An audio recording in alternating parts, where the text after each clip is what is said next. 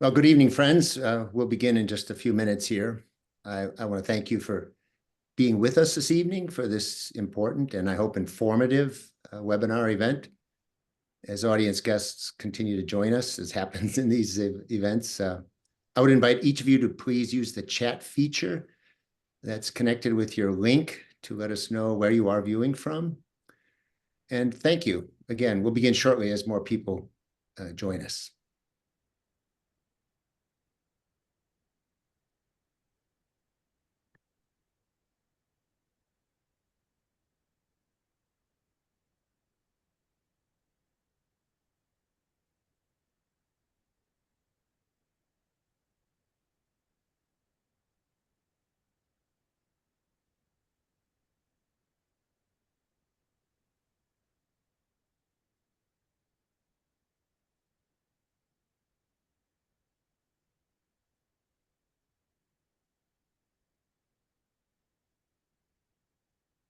I should say a word about the Christian Century. That's one of the co-sponsors of this event. If you're not familiar with this monthly publication, now in our 124th year of existence, well, we aim to, I think, give thoughtful shape to conversations about religion and faith and public life.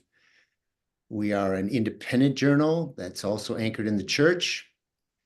And critical thinking that we at the Century like to promote is what inspires an event like this one today. So we're getting very close to this starting point, and I think we should call it a go. If we have our, yes, we have our participants by and large present. So let's begin. Well, welcome to this webinar that we have titled Faith and Democracy, Confronting White Christian Nationalism. I'm your moderator, Peter Marty, editor and publisher of the Christian Century magazine, and I'm excited to be with you here today for this important conversation with our esteemed guests.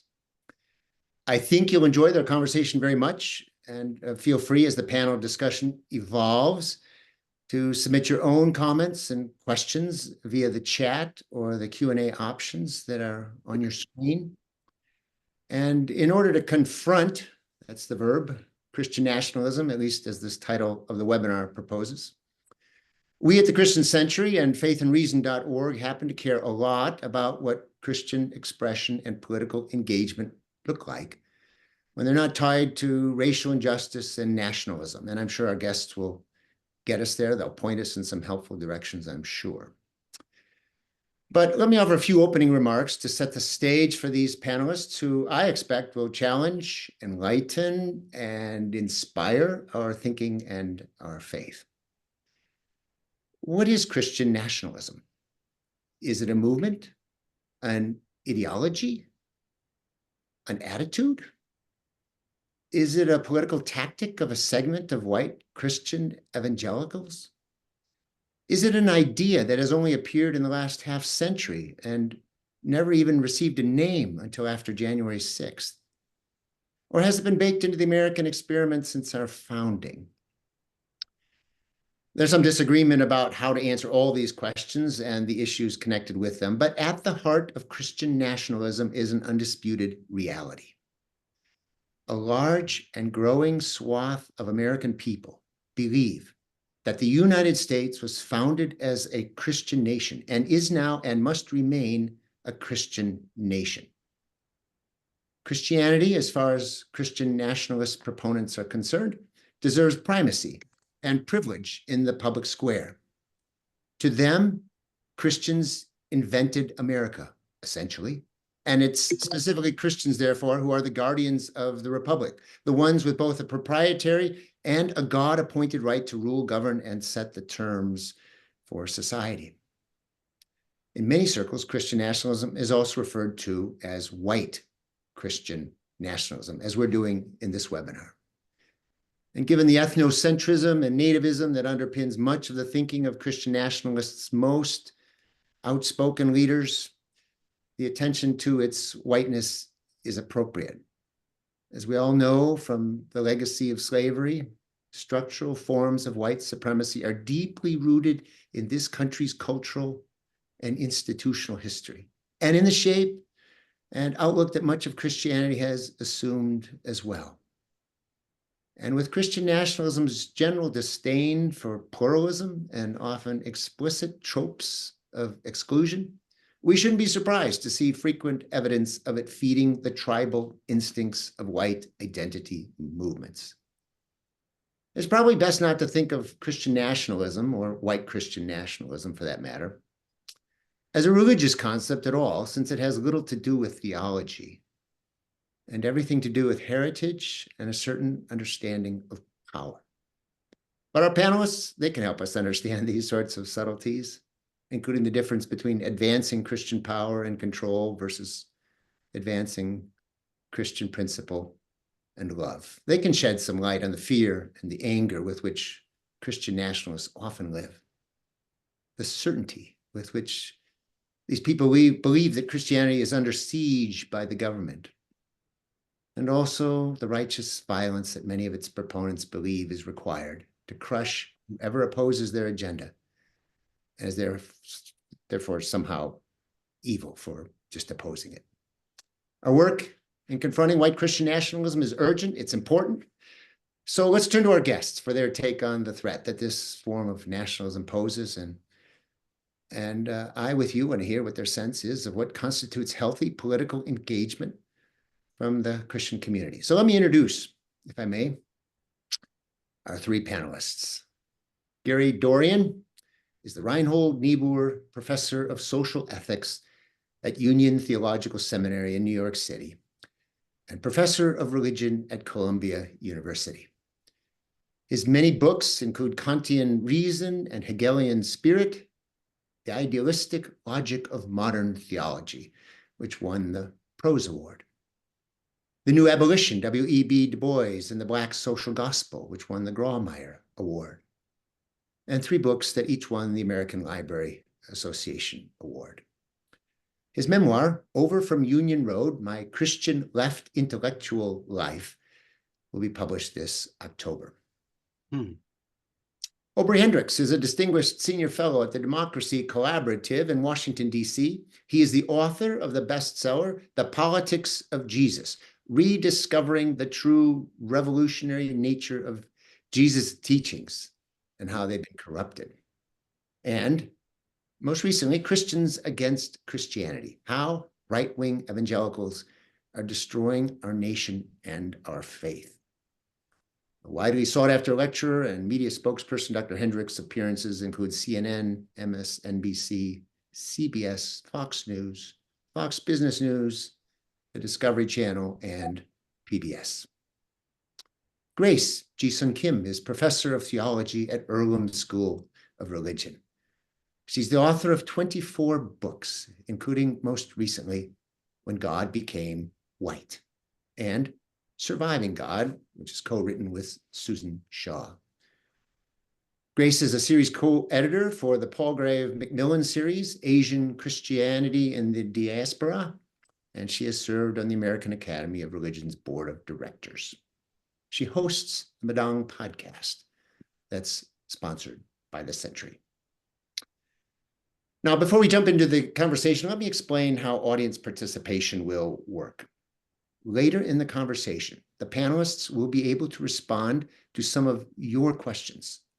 You can post those questions to the session using the Q&A function, and you can also vote for a question that someone else has asked. We may not get to all of the questions given the size of today's audience, but we will make an effort to pose first those questions that receive the most supportive votes.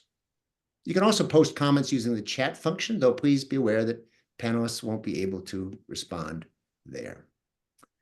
Now to the structure of our opening questions. I'm going to ask each panelist to respond to each question with a different panelist starting off each of the different questions. Panelists, if you would, please keep your initial responses to under 3 minutes so that we can have some robust back and forth between yourselves for each question. So let me direct the first question to you, Gary, and I'll put it like this. Describe, if you would, the political, economic, and racial roots of the threat of Christian nationalism today? And how did we get to this point? Please. Thank you, Peter. I'm grateful to be included with my friends Grace and Obery in this discussion. In textbook political science terms, there are three types of nationalism. Civic nationalism focuses on shared values and institutions within a nation, regardless of ethnicity or cultural background. Revolutionary nationalism is explicitly political or anti-colonial, as in most liberation movements of the global South. Racial ethnic nationalism describes a shared cultural identity and ancestry as the basis of a nation. In Europe, the nationalist movements vying for power are vehemently racial ethnic, fueled by their hostility to Black and brown immigrants, which makes them hostile to multiracial liberal democracy, which they call globalism. They feed on the accusation that Black and brown immigrants are reverse colonizing the so-called native white Europeans. In a few nations, these movements have burst through the gates of power.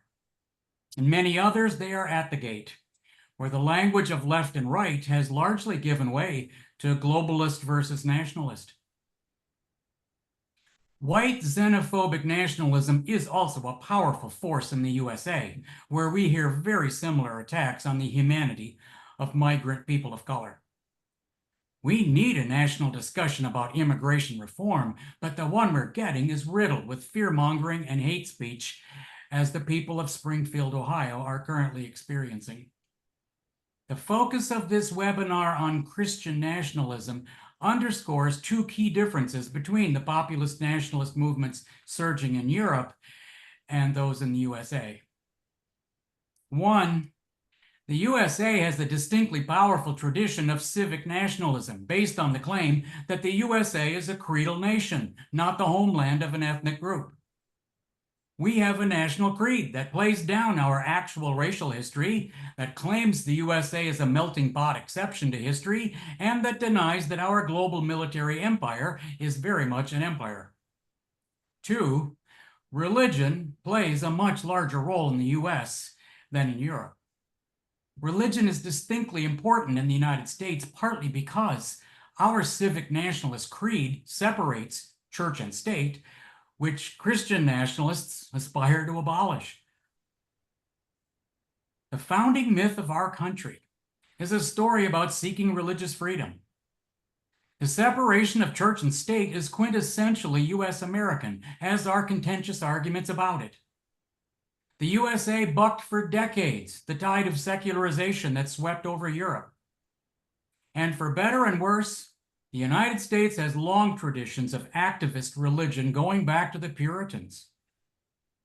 It cannot be surprising that a nation with this history, when it becomes highly anxious about its identity, its privileges, and its future, often cloaks its ugliest impulses by claiming to represent the will of God. Every form of nationalism is suspect at best, and most of them turn noxious sooner or later. I don't mean that patriotism is bad.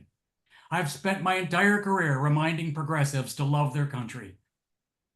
But I think it is incumbent on people of faith to say that we are confronting a swelling tide of white nationalism that runs on denigration and exclusion, and that religious forms of it are especially toxic. We cannot identify the will of God with any ideology or political regime without committing idolatry and without disenfranchising the many who don't want to be ruled by the dictates of somebody's religion. Mm-hmm. Great opening remarks. Thank you. Mm-hmm. Yeah. Thank you. Thank you for that. Yeah. I mean, the reality of it is that Christianity is not. There's no room for nationalism in the gospel religion. It's antithetical to Christianity. It's antithetical to love your neighbor, and that just doesn't mean the person who lives next door to you, but other, but neighbor nations, neighbor people as well. So I appreciate your treatment of the nationalist dimension of Christian nationalism. Grace, you want to offer some thoughts there? Yeah, so thank you so much. I wanted to also say thank you at the beginning to Christian Century and Faith and Reason for holding this important webinar and dialogue on this important topic just before the elections. So just to say a little bit, I might be the only immigrant in this panel. So just to say that I was born in Korea and then I grew up in Canada and then immigrated to the US in 2004. So vast difference in how religion is being played out in Canada, Korea, and here in the US. And to view it from that type of lens and as a woman of color lens, I think this notion of Christian nationalism, because of the title Christian, a lot of people think it is something to do with Christianity. I think, yes, in a certain way, but we get this distorted view of Christianity as we see it linked with Christian nationalism. So what Gary was saying and what Obery was saying, this politics and economics and racial injustice gets really weaved into this notion of Christian nationalism. And it's really, really an ideology that's upholding this white supremacy here in the US. And I think that's the part that many people get a little mixed up with. And I think people who hear the word Christian nationalism get mixed up. And I was grateful when Gary was saying about patriotism. You know, it's okay to be patriotic. We are to love the country and show some patriotism, but to have this Christian nationalism with this skewed and view of Christianity and tying it as if it is how politics should be run is a very, very dangerous combination.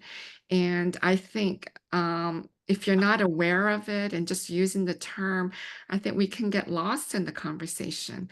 So that's why I'm so glad that we're having this conversation and that Gary just gave this brilliant overview of what we are really talking about and the roots of this important discussion. So thank you. No, and I like to say thank you very much for that. But it really should not be called Christian nationalism. I call it Christo nationalism and Christo fascism because it is not Christianity. In fact, in many ways, it's anti-Christian. You know, when you conflate the flag with the cross, you have essentially committed blasphemy. And also, Christo nationalism, it involves a degree of idolatry. In which the Christo nationalists lift themselves up and their own needs and their ideology above the biblical narrative itself. They define their notion of Christianity.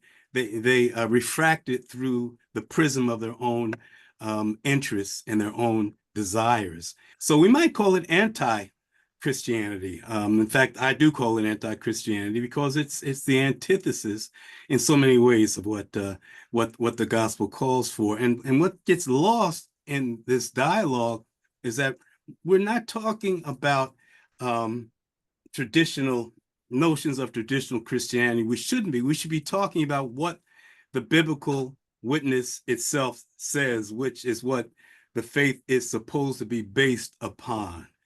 And Christo nationalism is not based upon the gospel witness in any particular way, and it leaves aside the foundational notions of the gospel witness to instead focus on ancillary things, things that don't show in the biblical witness at all, except, for instance, like abortion, which does not show up. Well, it shows up, voluntary abortion shows up in Numbers 5, in which it says God will abort the fetus of a woman who's found to be pregnant by a man other than her husband. And so, right, it should not be called Christianity at all. It should be, at best, it should be called Christo-nationalist, in my opinion. You I you actually have like a sense of really outspoken Christian nationalists. What do they say, in your judgment, or not say, regarding other religions? We talk about the xenophobia, we talk about the exclusionary practices, but I don't often hear other religions or even other Christians referenced explicitly. Is that true, or am I missing something?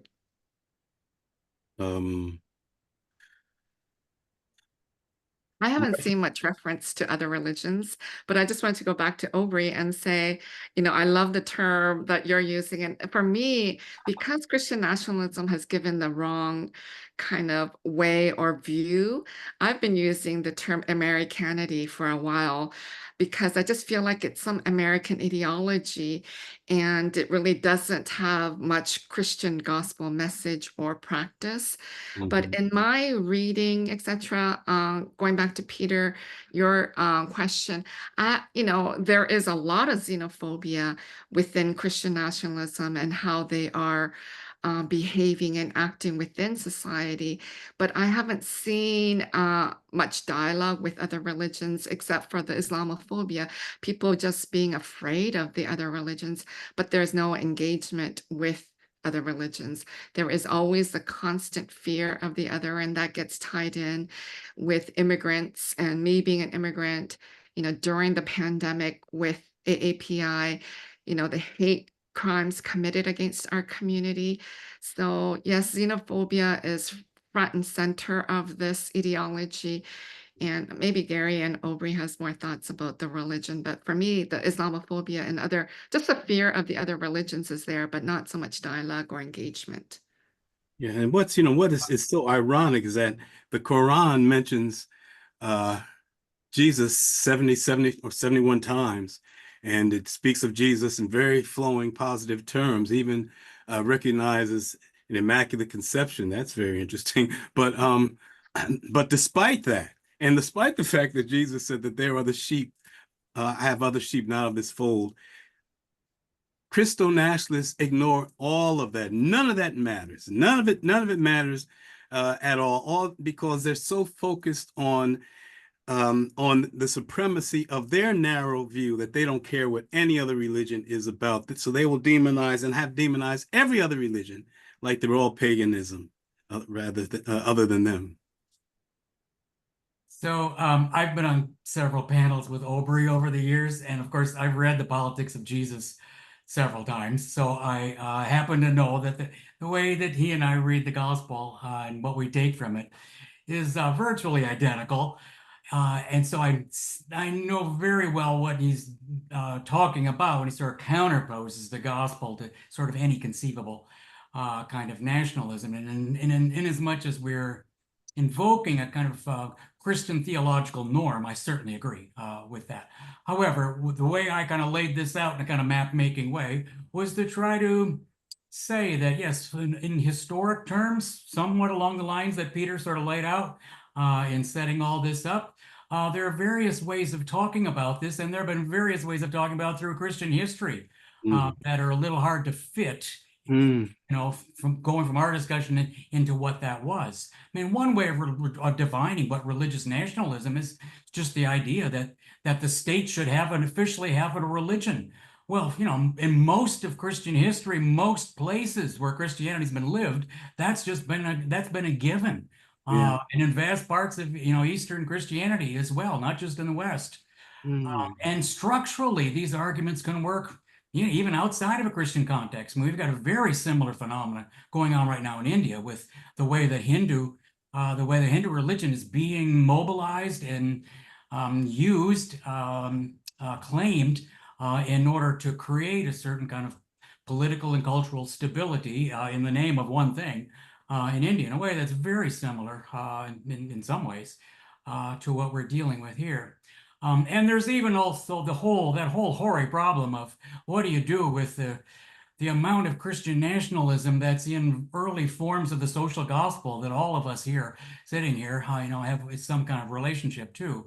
That isn't what they called it, but certainly others looking in on this discussion who don't feel included in it would say, well, that's Christian nationalism too. That's just of a kind of a lefty progressive form. So it does get complex in a way that I wanted to just lay out nationalism per se, the nationalist issue, in a way that says different kinds of map making can occur, and especially in this country, where you've got this civic nationalist creed that in a way tries to screen out the very things that the three of us are going to be wanting to emphasize in here about just the racial capitalism and the impact of just of what happened in the 15th and 16th century that just caused this catastrophe in Western Christianity. And yet, if you're in a nation that has a kind of civic nationalist way of handling all that, you can just say, well, that stuff doesn't apply to us. And to the extent that it does, well, that those are defects in our tradition, but we're getting past that. And indeed, that is a powerful thing, and it is a form of nationalism. So I think we're dealing with all that and more. Obery, you use the word threat a lot. This is a threat to Christianity, the Christian faith, and democracy. Can you zero in more specifically on how serious is that threat, and how can you parse it for us? Thank you. Yeah, first let me say, as I told you earlier, I'm suffering with the aftermath of a bad cold, so I sort of forgot my manners. I'd like to thank you, Christian Century and Peter Marty, for your wonderful and very informative introduction. And I'm very honored to be with my colleagues and friends, Grace Kim, and my colleague at the Columbia Department of Religion, Gary Dorrien, was such an inspirational, and his work so helpful for me. Well, the problem, the threat that Christo nationalism, I think that it offers to Christianity is that, one, it takes the teachings of Christ, in a sense, takes the teachings of Christ out of Christianity. It marginalizes them. It treats them like they're not even important. For instance, the core of the gospel is, love your Lord your God with all your heart, soul, mind, and strength. That Jesus says that's the core. And on the social level, love your neighbor as yourself. And to take a little further, to love your neighbor as yourself. I mean, that's egalitarian. That's egalitarian justice. That's egalitarian, saying to want for your neighbor the same freedoms, the same access to material goods and opportunity, and so forth. Want the same for your neighbor and the neighbor's loved ones as one wants for oneself. But there's another dimension of it that's lost, and that is that because we each, would struggle for ourselves and our own loved ones to have the best of life, to have full freedom, to have full access to good things of life, that love your neighbor as yourself, in a sense, is also a commandment to struggle for the common good, to focus on the common good, which is consistent with most of the biblical witness, other than maybe the later writings of the New Testament. And in fact, there is no notion of individualism really in the Hebrew Bible. There's absolutely no word for individual in biblical Hebrew. And so what we see is that all of this is lost about being concerned for the masses, for our neighbors, for the good of everyone. This racism and xenophobia sort of precludes their caring for anyone but those who look like them or think like them or accept their supremacy. And in policy terms, that's very problematic, of course, because it demonizes and calls things that are policies for the common good, some form of communism or authoritarianism, authoritarian socialism. And so in that sense, they do not show any respect for the love ethic, for the caring for the common good. We don't hear the word justice used at all by them. It's all about supremacy. It's a supremacist movement that's fueled by the rabid desire to dominate. And that's what it portrays Christianity as. And part of that threat is that it's turning off many, many people. Not only that, though, it has many people succumbing to this ideology, this crystal ideology, to their own detriment. And the fact that there is no concern, very little concern shown for narrowing the income in the wealth inequality gap or anything like that, where you have people supporting these policies that have nothing to do with their own interests. Ultimately, that is a threat to the welfare of society. And when it comes to democracy, well, it threatens democracy because it seeks to make every law and policy, even the Constitution, to bow at the altar of their supremacist beliefs. They show no respect for any aspect of democracy that stands in the way of them dominating society and making us bow at their twisted view of the Bible. And so, and it also seeks to limit every access to power, including voting, that stands in the way of their dominationist goals. So it is a direct threat to democracy in ideological terms and practical terms, because it thrives on hatred and on chaos. It is a direct threat to the welfare of the average person, and that's the way I understand the threat of crystal fascism. And let me just say this: when you see these people supporting this lie that threatens the lives and welfare of Haitian people in Ohio, and they know it's a lie, and they know it's hateful, but they still support it, that gives a real sense of how dangerous this crystal nationalism is. Avery, you're on this webinar because of your passion, frankly, and it's rooted in deep Christian conviction, which is so beautiful. I love it. Thank you. But Grace and Gary, do you have any more But comment? I hope it's not only passion. No, it's okay, because well-structured. I've written books on it. I know, I read them. Okay, good. Others of you on the particulars of the threat from a different angle of vision, maybe. Grace, do you want to go? Go ahead. Me? Yeah. Okay. Well, if I'm going next, I'm going right down that same line. I think the threat of Christian nationalism to Christian faith is that idolatry is distinctly poisonous and corrupting.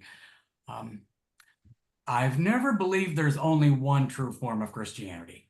People hear the gospel in different ways and are sincerely Christian in many different ways. But the problem of idolatry is inherent in Christian nationalism. It's violating the command to love God above all and your fellow persons as yourself, and its ethical norms are justice, righteousness, and steadfast love. And the classic book on that subject is the one I've already mentioned, The Politics of Jesus by Obery Hendricks. Yeah. The great theologian Karl Barth was often asked in the 1950s why he didn't oppose communism with the same categorical vehemence that he opposed fascism.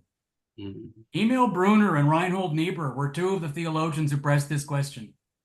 Barth said he didn't doubt that communism was dictatorial, anti-democratic, and 6 other bad things. But it seemed to him there was no danger that communism would destroy the soul of the church. That was precisely what he witnessed in Germany. A fascist movement that destroyed the church from within. Barth said nothing is more destructive to the church than the corrupting idolatry of a religious nationalism that claims to protect the church. As for the threat to democracy, I have my issues with Reinhold Niebuhr, but I believe he got the bottom line right. It's the negative side that's fundamental. Our capacity for justice makes democracy possible, but our capacity for injustice makes democracy necessary. We need democracy precisely as a break on human selfishness and the will to power of dominant groups. When Niebuhr developed this argument in 1944, he still believed that we must press for economic democracy. Otherwise, the rich are going to own the political system and we won't have political democracy either. I wish very much that Niebuhr had stayed on that track instead of becoming an icon of the democratic establishment. But he got the negative argument exactly right. There's never been a famine in a democracy with a free press. Democracies do not tolerate the starvation of their own people, which illustrates the negative argument. Whether or not there can be such a thing as a moral group. Niebuhr said, no, of course. We should be able to hold off the rich and powerful from hoarding everything to themselves. Capitalism is geared to produce inequality, and the ravages of racial capitalism in this country are horrendously difficult to overcome. But the severe economic inequality that has been normalized in this country is a product only of the past 40 years. Economic policies that shredded our manufacturing sector and 3 massive tax cuts benefiting almost only the rich created fantastic inequalities that make a mockery of democracy. You cannot preserve democracy in a country where the laws favor the 1% because it owns the political parties. All right, Grace. May I just say this quickly and to add on to Gary? And part of the problem is that Christian nationalism is its basic, its ethical foundation is libertarian, right? And libertarian recognizes no social responsibility. And so if that is their underlying political ideology or notion of justice, then what Christian nationalists are doing is undergirding, they're supporting continuing injustice and inequality, and they recognize and call for no responsibility on the part of capitalists and corporations. So you'll never hear them attack unjust riches.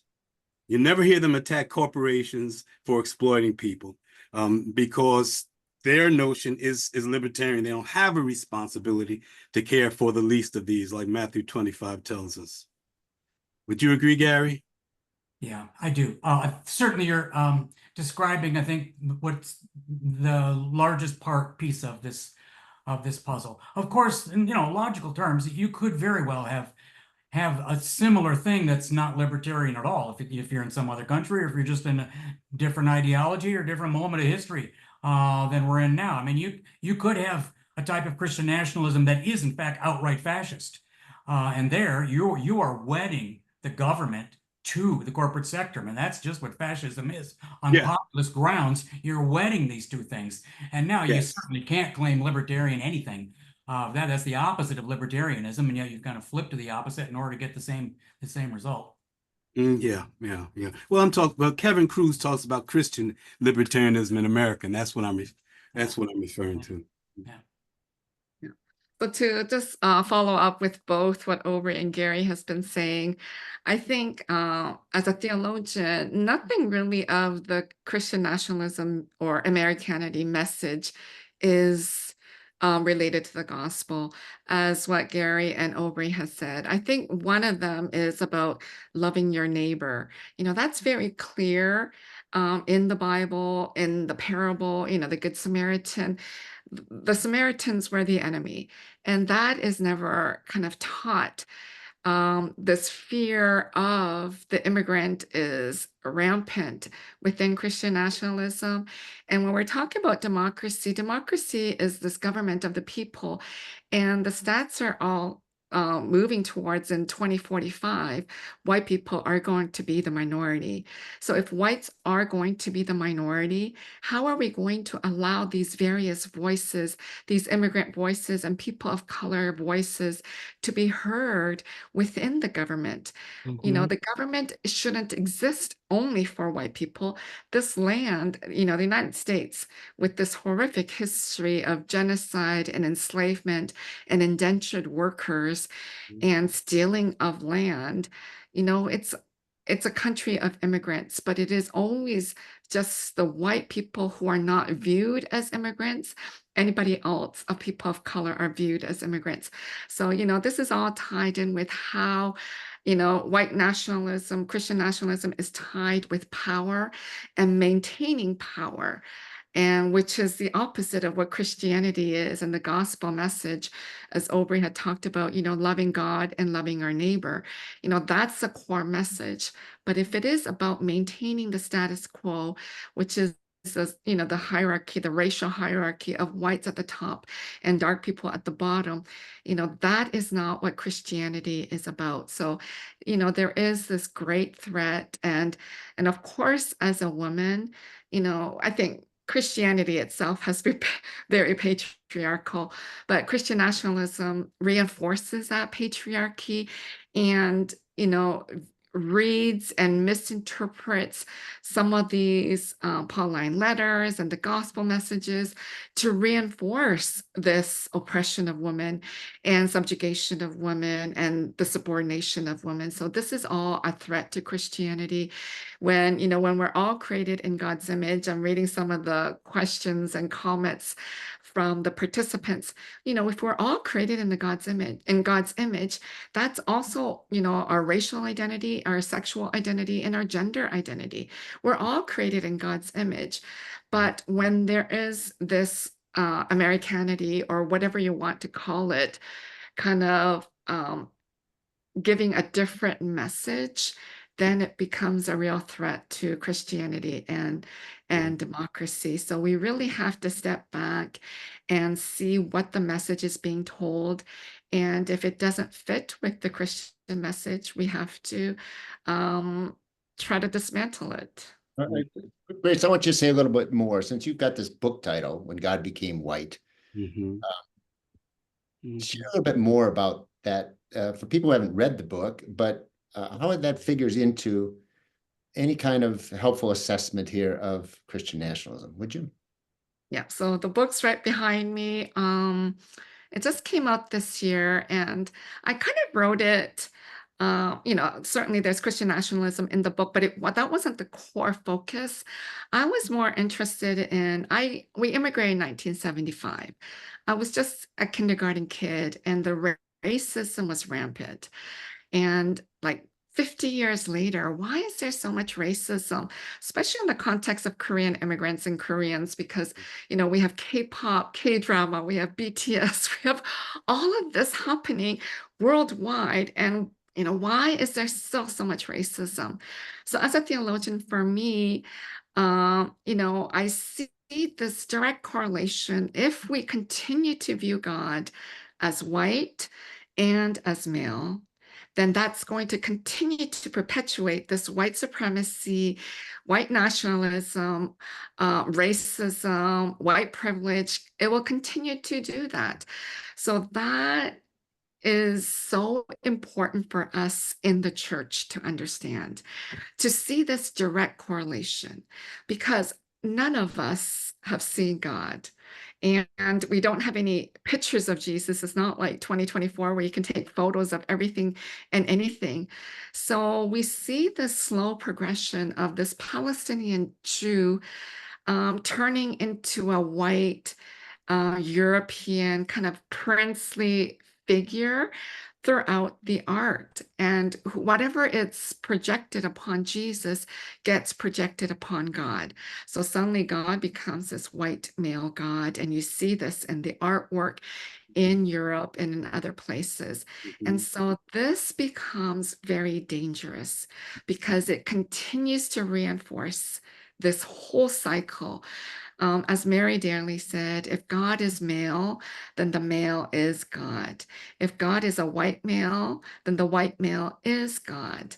This white Christian nationalism, upholding whiteness, upholding white supremacy and power, will continue to use this white male God to reinforce and allow them to continue to hold power. So when we're thinking about racism, we always sometimes some of us forget about the power equation, but that is so, so important to think about the power dynamics. And when we think about women in the church, now there's more women in the pews than more men. We really have to question this white male image. And because it really impacts Christianity, it impacts our daily behavior, our ethics, and how white Christian nationalism is being played out. Let's talk about those pews for a moment. You just mentioned people in the pews and all these things that we're talking about here, from the corruption of Christianity to the idolatry to now the perceptions of God. How do we talk about these things in our churches without being attacked for being political?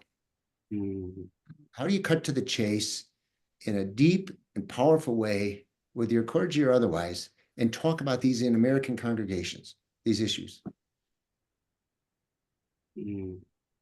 Well, I think Jesus is political. Isn't that what your book is, Obery? Jesus and what's the title of one of your many books? Jesus and Politics or something?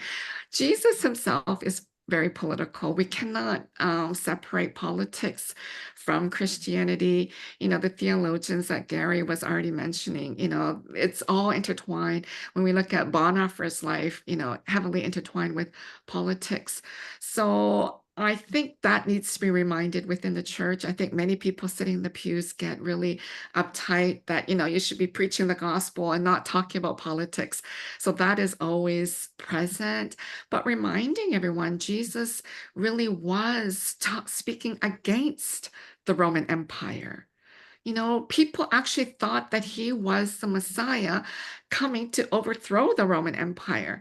So we see the politics right within the life of Jesus and how he acted under the empire. So I think people do get uncomfortable, especially many of the immigrant churches, because they all want to just focus on the gospel and the pure gospel. That's very prevalent in many, like Korean immigrant churches.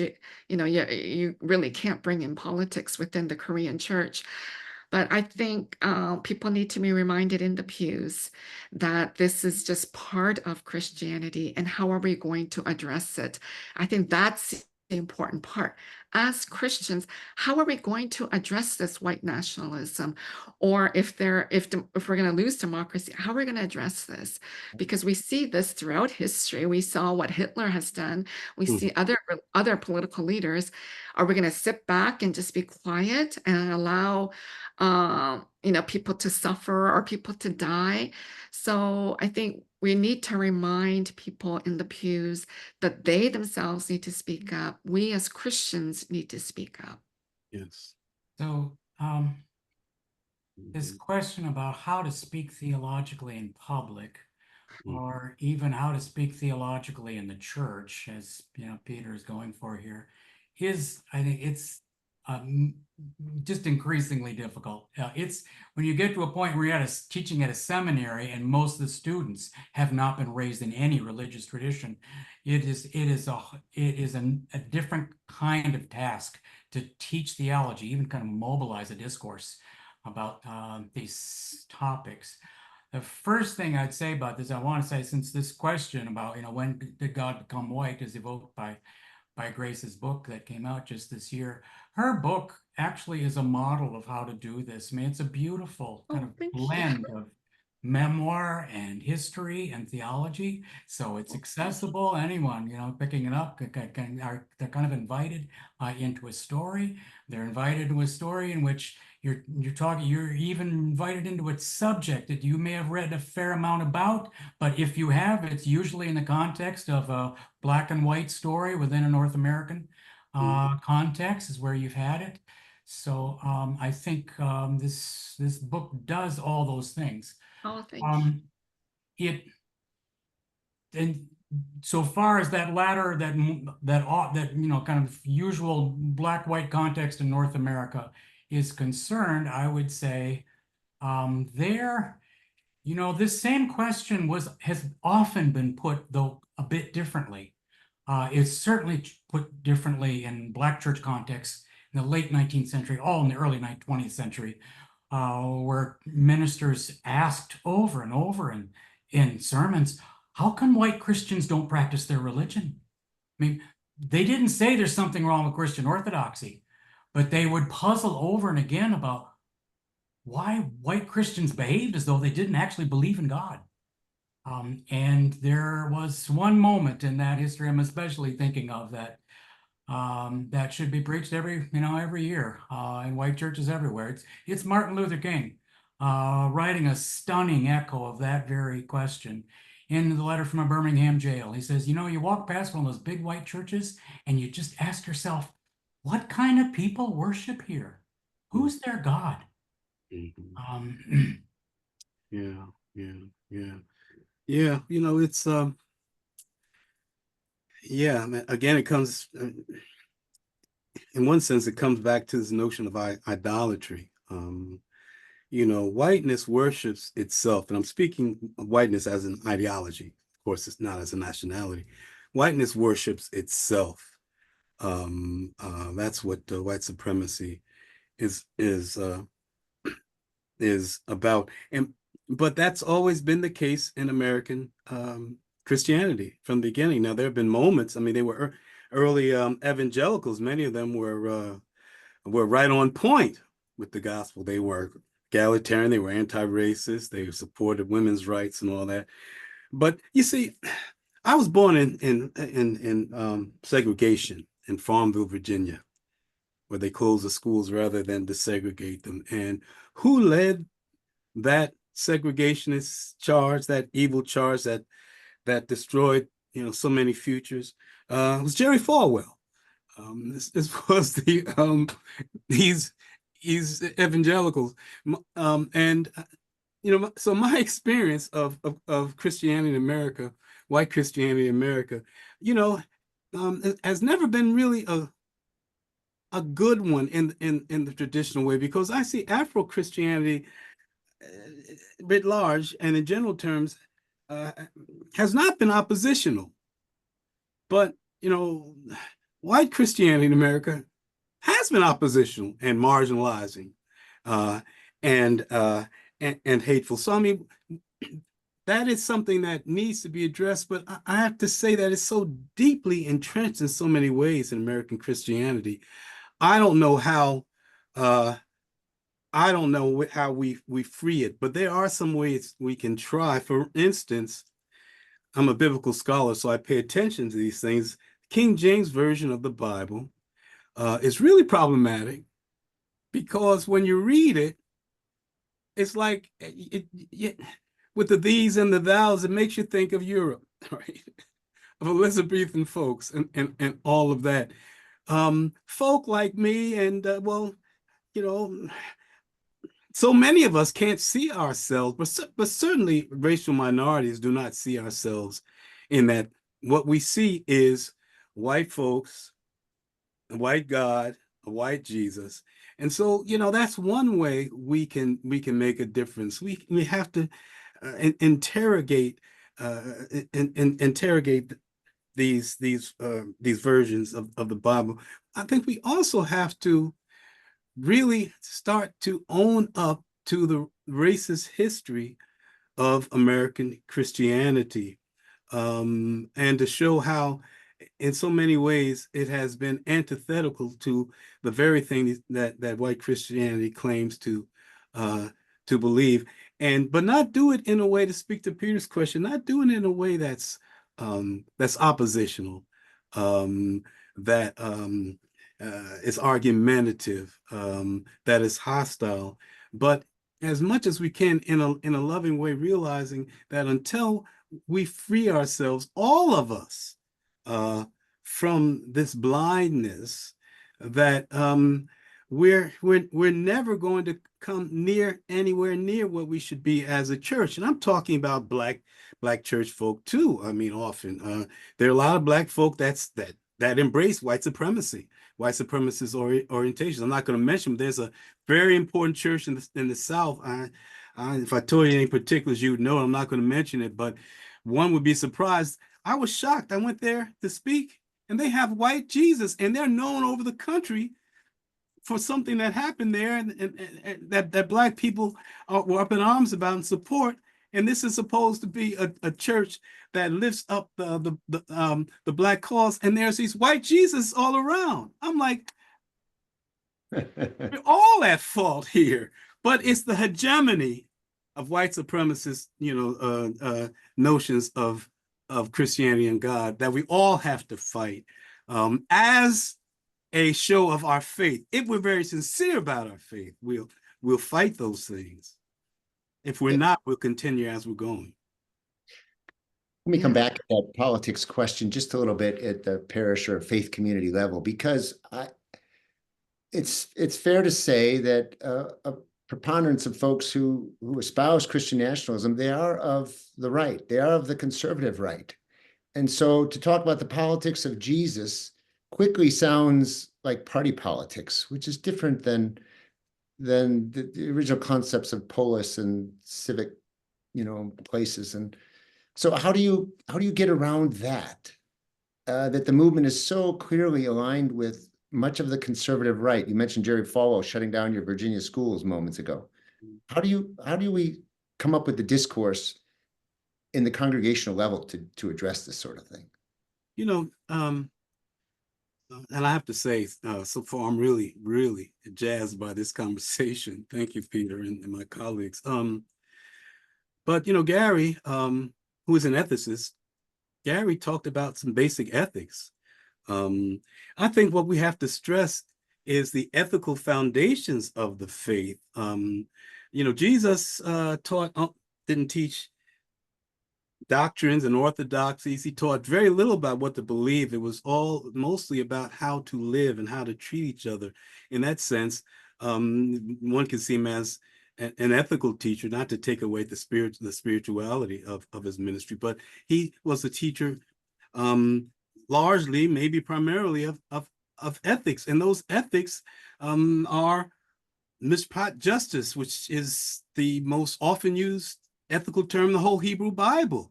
And it's egalitarian justice. Love your neighbor as yourself. It's egalitarian justice. Sadaqah is the second most often used term. It's translated as righteousness in the sense of personal piety, but that's not true, because in the Hebrew Bible and the biblical witness, individualism is not the underlying cultural norm. So what does it mean? It means doing right in society, doing right by other people. And those two terms are paired together more than any other terms in the Bible.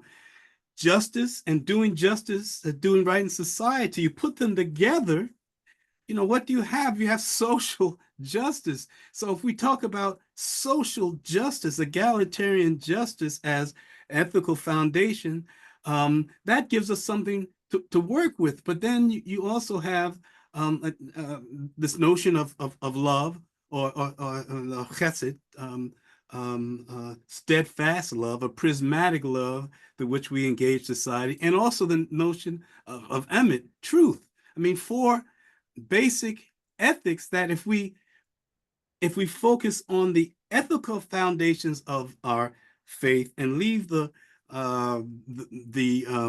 doctrinal and orthodoxy superstructure aside for a time, then we have something to work with. And the interesting thing about the politics of Jesus is that you don't have to believe Jesus is God or really be a theist in any way to accept the basic ethics that he taught. So my summary answer is, if we can get to the basic ethical foundations of our faith and really take those seriously, then we have a chance to really make a difference in society. We don't even have to call it politics of Jesus. We can call it an ethical foundation. And Grace, you know, as minorities, of course, we wouldn't have as many problems as we have today, and it's every day that we have to go through it. If folk who claim to be Christian would just take the faith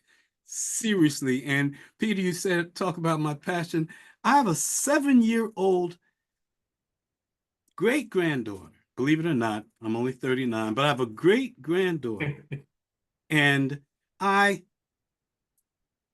frightened to death of what her life, her day-to-day reality might look like 20 years from now if we don't stop this Christo-fascist movement by getting back to basics. Love your neighbor as yourself and caring for the least of these. And if we can get to those foundational things, we have a chance. If we don't, we're going to keep going the same old way.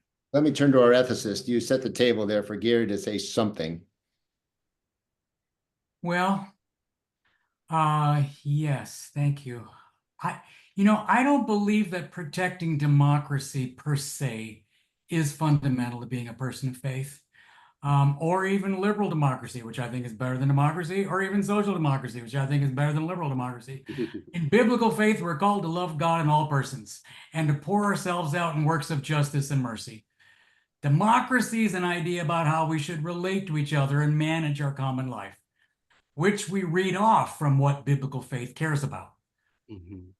Okay. Christians heard the gospel for centuries before anyone said the churches have a mission to support or defend democracy, let alone some particular version of it, let alone my ideal version of it. One of my theological heroes is Walter Rauschenbusch. I would never use the terms democratize, Christianize, and humanize interchangeably like he did. But I would be nowhere near the church or the academy without Walter Rauschenbusch, Martin Luther King, and the social gospel. Yes. The social gospel made a novel argument. And that argument was that churches have a mission to join social and political struggles for social justice. Yes. The key founders are Rauschenbusch, Washington Gladden, Reverend E. Ransom, William Simmons. They were accused of inventing a mission that Christianity had never espoused, and the only counter evidence the founders could cite was the abolitionist movement. The Black social gospel was a new abolitionism, and even in the white churches, the social gospel taught that Christians are compelled by their faith to mobilize for social justice in ways that the church actually has very little history of doing. I think that is still true. Only a minority of Christians in any denomination has ever devoted themselves to struggles for justice and done so in the peculiar, nonpartisan, issue-based fashion of the Christian church.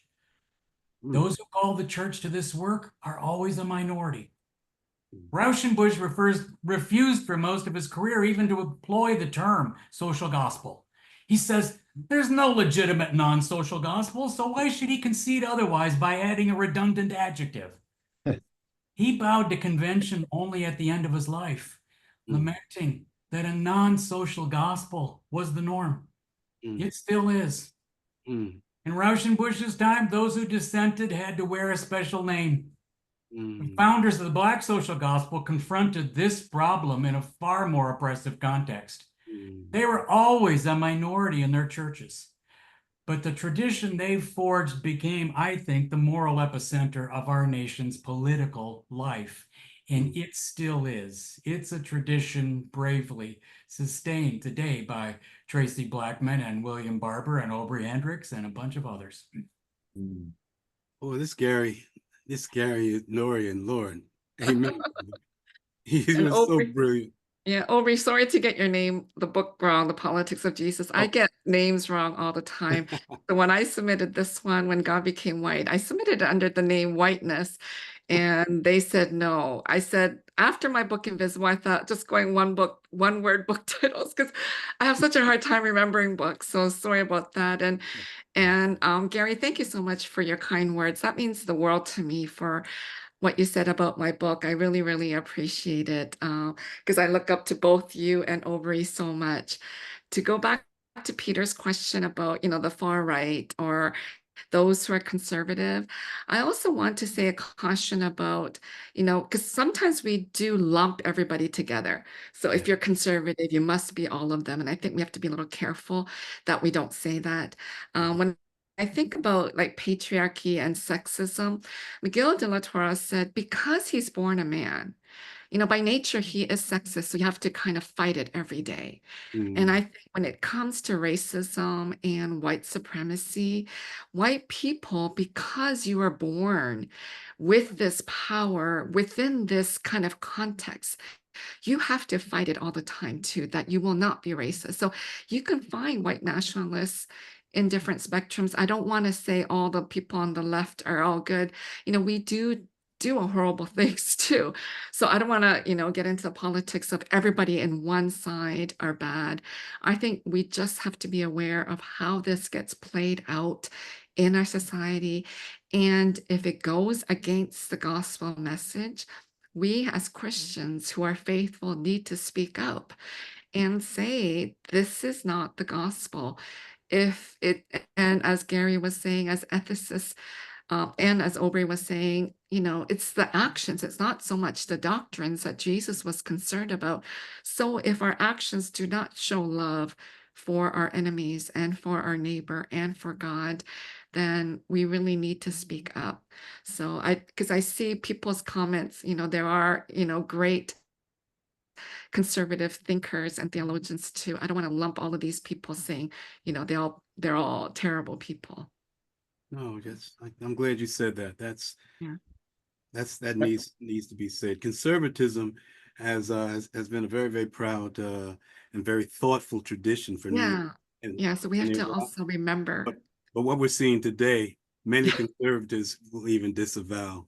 Yeah. So I think just being careful of the categories Yes. Thank you. and, just looking at the love factor, I think is so important, the ethics and how it gets being played out. So I don't want to lump everybody and saying everybody conservative is bad. There's plenty of white progressives that can fall into this Oh, kind of absolutely. racism, yeah, etc. So I Or, think just always being aware. Yeah. or progressives who conflate their faith with a certain version of party politics. I mean, Yeah, Yes. yeah, yeah. it's very common. Yeah. Yeah, so I think that's why we have to be very, very careful about how we use these terms and, you know, just lumping people together. So thank you so much, Peter, for I think saying the that. right wing is just so rabid. I mean, it presents it parts of the right wing present such a threat Yeah. to American society that's why we end up focusing on them. But you're right. I mean, on Yeah. the Yeah. left, I mean, part of the reason why the right wing largely controls the terrain of religious discourse, theological discourse in America is because we on the left haven't haven't done a good job in I know. any way of lifting up the faith the way Yeah. that we should. We're not as loud and we're not as, present in a big way as, yeah. So we So, got to be a bit louder. so I want to turn to try to get to more practical steps as our audience wants to hear. And maybe this is a discouraging topic if we're honest about it. So I want some signs of hope. And Obery, I'm going to turn to you for this one. What can we hope for? What can we hope in when it comes to imagining the future of your 7-year-old great granddaughter? Yeah, I know there's plenty of peril out there, yeah. but It's if you're going to admonish people to hope, what are you going to give them to feed on? unfortunately I'm not the best person to talk to about hope, having lived through all that I've lived through. But I see, I teach Columbia University, and I teach, like most of us, I teach mostly undergrads, and these young people. I've been teaching the last few years a political introduction to the Christian scriptures, and I find that so many of these young people are uh, so open to hearing about uh,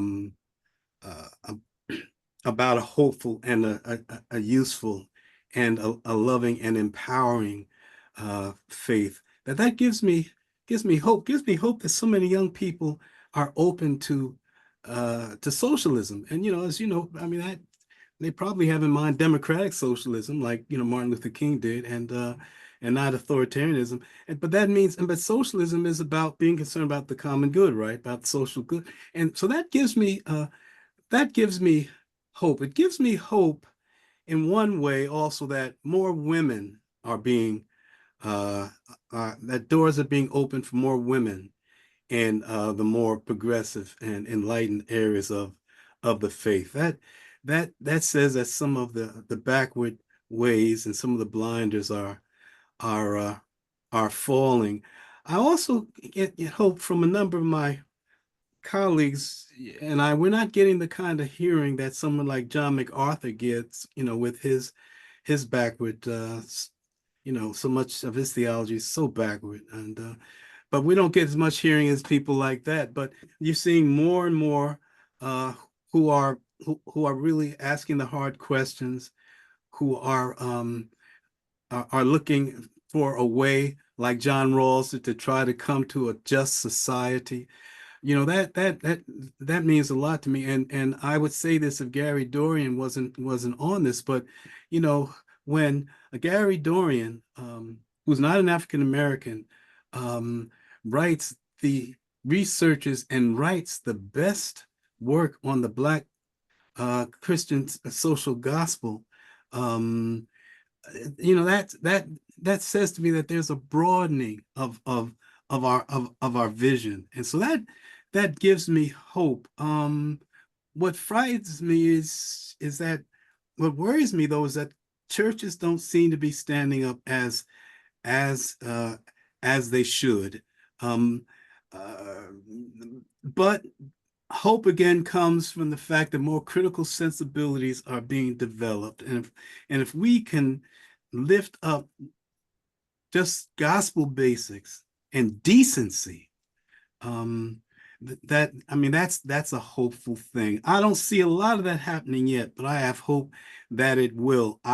Lastly, let me say, I think that the advent of Donald Trump's opening up the Pandora's box of hatred that he has, that has awakened many people, and seeing the hateful excesses of some of the Christian religionists on the right, is waking up, is making many Christians start to question and start to look at what the faith is really about, what the gospel really says.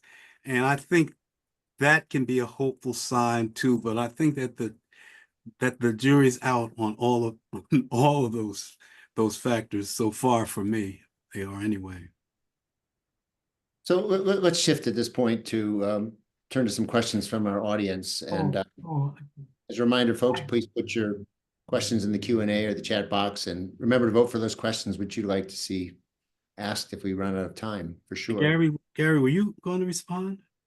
Well, I thought we were all supposed to take a run at that hope question. Yeah.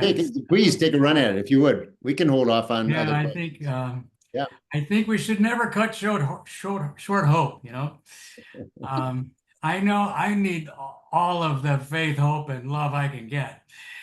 And I can't get any of it on my own. I think only through the ties of faith and love with others that grace my life do I have any capacity for hope. We're not in control, so it isn't up to any of us to make history come out right. But in drawing closer to God, we are thrown into work that allows others to share in the harvest. And I think that has to be enough. Mm-hmm. I was a solidarity organizer for 12 years. You're going to see why this question is so important to me. And an Episcopal pastor for 5 years before I became an academic. Before I could join a church, I had to be persuaded that the church is relevant to struggles for justice. During the years that I was chiefly an organizer, it struck me that much of our work occurred in religious congregations and ecumenical organizations. Later, I became an academic by pondering how much we relied on the expertise of academics. I would never have gotten into the academy if I hadn't just witnessed it, the importance of the academy to the work. I am no longer somebody who can speak at churches every weekend across the country, but I did it for many years when I talked about the resurgence of interfaith community organizing. IAF sustaining the Alinsky model, Gamaliel emphasizing racial justice and prison reform, Yeah. Pico going national and rebooting to emphasize religious values, now under another name, DART training the next generation of organizers, Interfaith Worker Justice working with labor organizers. There was a lot to cover, and that was always my main point. Yeah. Despite the terribly real crisis in the churches, there was and is more interfaith organizing occurring than ever. Mhm. People in the audience would scrunch their faces. What are you talking about? I would call out to the organizers in the audience, sometimes just totally blind. Okay, organizers, where are you? What are you doing in this area? They'd stand up, identify themselves, and describe the work they were doing. Wow. Come join us, they would say. You don't have to be as lonely as you are. Mm. Yeah. Wow. There are problems with community organizing. It burns people out. It has trouble scaling up, and it has a patchy record on anti-racism. Mhm. The traditional model carefully selects winnable issues.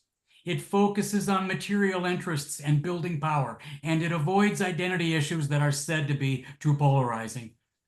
But community organizing empowers marginalized communities.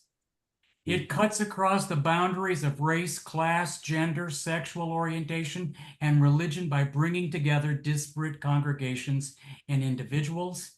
It does these things better than any other kind of church-based activism that I know.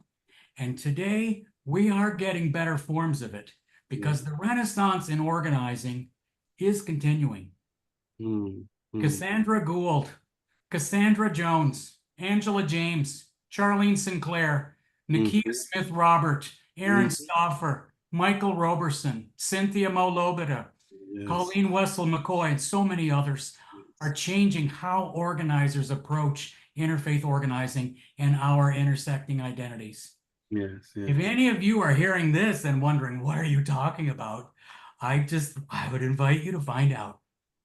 Wow. Well, let me thank you, Gary, for I've spoken at almost all those organizations you mentioned, and I've forgotten about that. I mean, I guess I've become a lot less hopeful behind what's been happening in recent days. But thank you for reminding me for the reasons for hope. I've worked with those organizations and those people, and I've forgotten about all of that. Thank you. Grace, I'll do you just want make mine to add really more? brief then. Yeah, I'll just make it brief. I wrote in my book, Hope in Disarray, that so I think some people in the pews believe that hope is some optimism. And I really want people to let go of that understanding that hope is not this optimism, but really is this anchor. I think in the early church, one of the symbols for Christian was an anchor or a fish. I think people are more familiar with the fish, but it really becomes an anchor. So if Christ becomes the anchor, hope is what pushes us to work towards justice, to work towards social justice, whether it be gender justice, racial justice, economic justice, and climate justice. So that, for me, that's what hope is. And every day I live with hope. So thank Wow. you so much. Thank you. Thank you. Well, let's turn to some questions from the audience. Let me ask this one on the relationship between economic injustice and white Christian nationalism. Can a capitalistic democratic country ever really promote equality and equity when capitalism is based in competition and human nature is fallen? And I think I know what the answer is going to be to this. Would Jesus be okay with capitalism? And if not, what are we going to do about it? Would Jesus be okay? Yes. Would he be okay with capitalism? From our audience. Gary, you want to take a crack at that one? Well, the first thing I would say is we must not talk about capitalism as though it's monolithic, especially people who would, insist on saying, come on, remember that there are, eight different kinds of socialism and 4 different kinds of social democracy and the like. But if we're only going to talk about capitalism as though it's only one thing, that's just not right. Especially when you consider the capitalism is just the most ubiquitous thing on earth. This saying is, it's easier to imagine the end of the planet than it is to imagine the end of capitalism. And indeed, we need to be able to work with some kind of capitalism, virtually any context that any of us can imagine in our lifetimes. Some folks here will be aware and that I've done, and Obery for much of his career has done this similar kind of work of just talking about a grassroots approach, building from the bottom up, expanding the cooperative sector, getting as much economic democracy as you can, supporting all of those kinds of institutions in which you are creating new kind of community land trusts and expanding, especially producer cooperatives, but also consumer cooperatives have a role to play. Building kind of organizations that help the cooperative sectors of the economy be less siloed, more kind of pulled together, so that so you don't just have kind of individualized worker-owned firms here and there, which of course we've got about 14,000 of those. But most of those firms don't have any concept of them sort of belonging to something like a movement for economic democracy. They're just siloed and trying to survive somewhere. And yet the more that you sort of build organizations and institutions that indeed do that work. I mean, that is work that Christian social ethicists can do. That is work for churches to help to be involved in grassroots projects, whether on a community organizing basis or some other basis that gets something going. Something as simple as just getting a credit union in an area that's never had one, where all you ever had were lousy choices.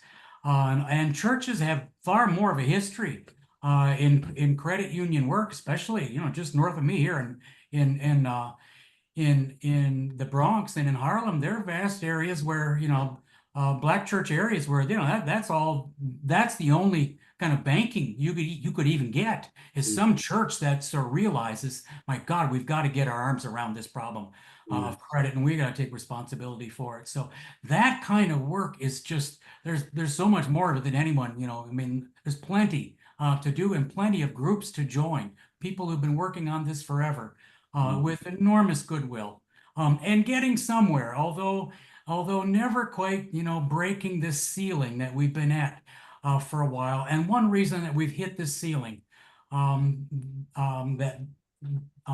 that's been there ever since Occupy is that banks just don't like cooperatives. So it is so difficult for cooperatives to get the financing they need, especially when they see it's hard enough for cooperatives to scale up because they're not as entrepreneurial as capitalist firms. That's always been the kind of the structural problem. But even when they do see it, it's then hard to even get to grow the way they need to or want to, because of course they've just always got these capitalist banks against them. So to me, of course, that big part of my work has gone into just saying this is why we need public banks that actually believe in cooperatives and believe in expanding the cooperative sector. If we could talk during the financial crisis about creating bad banks to soak up the toxic debt that Wall Street, created when it crashed the whole system, we should have been able, and we should still be able to talk about creating good public banks to actually do good things, that do things that actually most people need. Yeah. No, you're absolutely right. Grace? No, go ahead. I don't have much to add here. Thank you for your thoughts. No, I mean, I think, Gary, it's very helpful to talk about the varieties of and degrees of capitalism and all of that, and that's important. But it's also important, I think, to lay down some basic concepts. I mean, the capitalism really is sort of systematized greed. It's based on greed and acquisition. And I'm not from the school of, we have to overthrow capitalism and all that. That's just not going to, that's just not going to happen. That's ridiculous. But I think it is important to look at the fact that capitalism does not, the ethical foundation of most capitalisms is it's not egalitarian, and it's not about the common good. In my estimation, capitalism needs to be interrogated. I think at every turn. I've learned a lot from you with regard to capitalism and socialism, which you did not mention, but capitalism,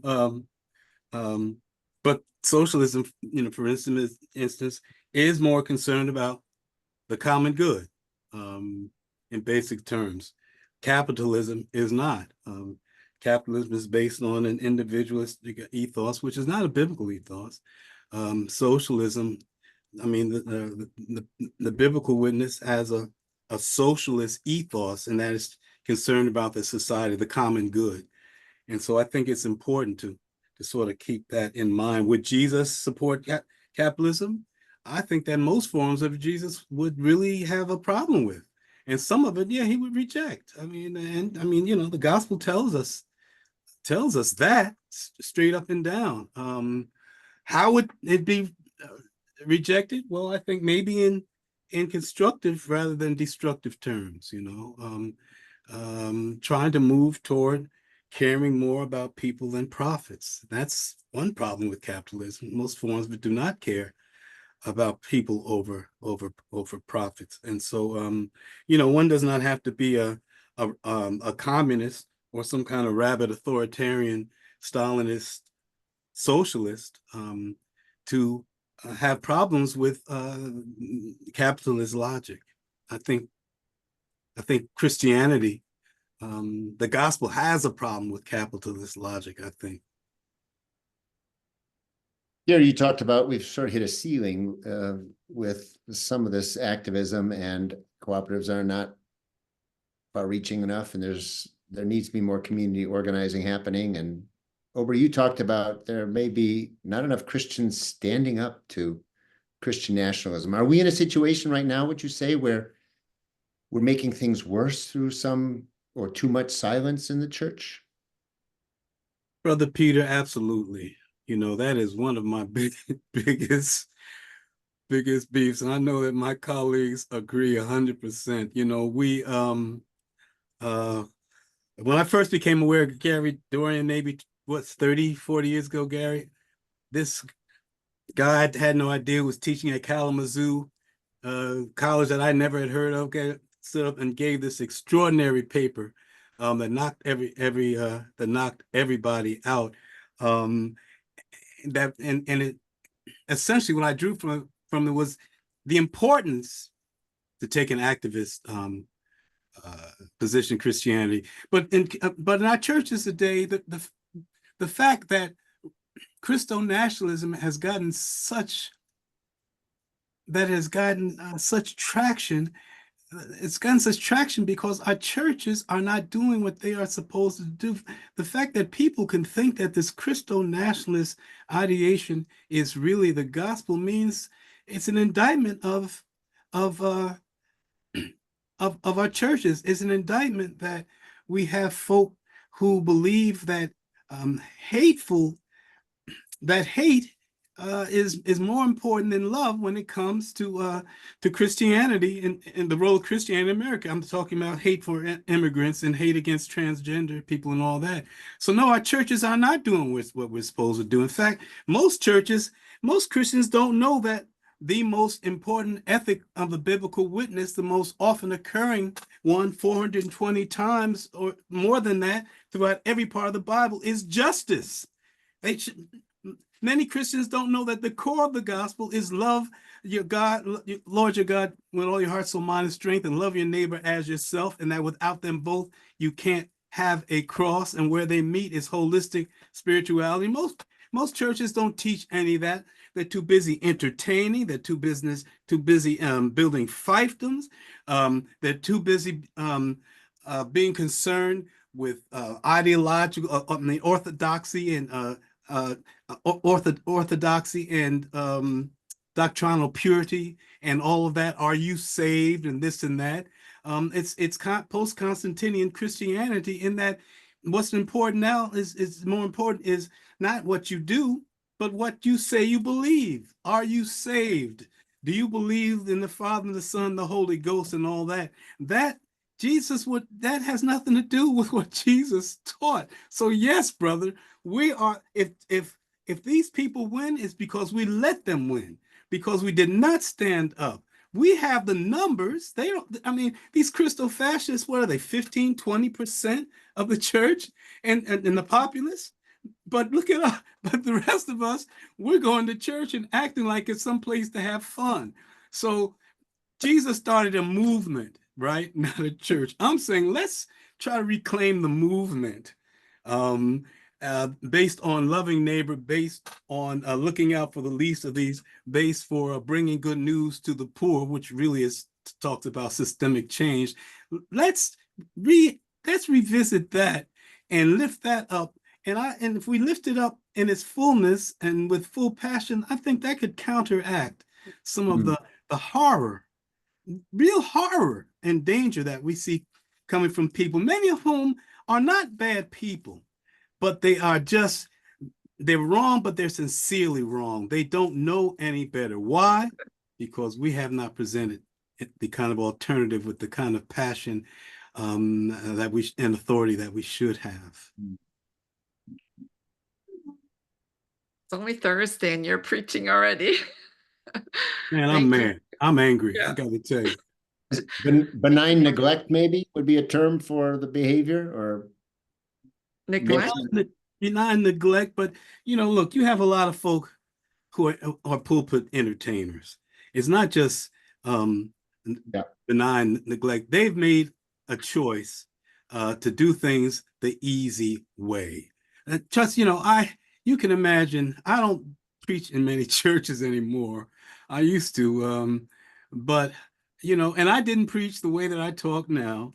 But I'd raise some things, and pastors often didn't like that. Why? Because it meant they'd have to read. It mean they'd have to step outside of their comfort zone. I mean, I challenge, not to their face, and not in the congregation, but to their face. Brother, you have a sister, you have a study. Why aren't you studying? Why aren't you familiar with the basis of economics and the economy? Why don't you understand political science to a certain extent? Why don't you read the Wall Street Journal and the New York Times to understand what's going on? There's a lot of laziness. So it's benign neglect, but they choose to take the easy way out. And we have to contest that. Let me come to a final question. I'm looking at the time here, and perhaps all of you could weigh in on this one. To what extent has civil religion in America, In God We Trust, City Upon a Hill, Almost Chosen People, all these things that have been embedded in our 250-year understanding, how much of that is causing Christian people to get confused or naturally morph into this Christian nationalism? Can you speak to that, each of you, if you have a thought? Because I'm gathering from some questioners in the audience, and I'm sensing from my own perspective that it's not as clear a line drawn in many people's minds of what a threat Christian nationalism is when you've grown up with In God We Trust and the Pledge of Allegiance and Almost Chosen People as your identity. Yeah. Well, our sponsor is the Christian Century magazine, which is the historic flagship of mainline Protestantism in this country. magazine I've written for many times and that I love. Um, I think it was a catastrophe for this country when mainline Protestantism fell off a cliff. And I was a witness of it. I just felt it as it occurred. But those dozen or so denominations that were called the Protestant mainline, they never outgrew their ethnic families of origin. They failed even to replace themselves demographically. And a lot of them did just preach civil religion. They were the guardian of the moral culture of the society. The society belonged to it, and them, to the nation. They would kind of be the caretaker. And often the religion was you could go 3 or 4 times and not even be sure what kind of theology was operative in this church, because it really was a kind of thin civics or religious, to be sure, but not of a very deep kind sort. And so it was, it was set up for a fall. I still think it was a catastrophe for this country when we lost so much of what had been the mainline Protestant landscape previously, because at least there, those mainline Protestant churches did in fact believe it. I mean, they were mannered. They did take their moral guardianship role seriously.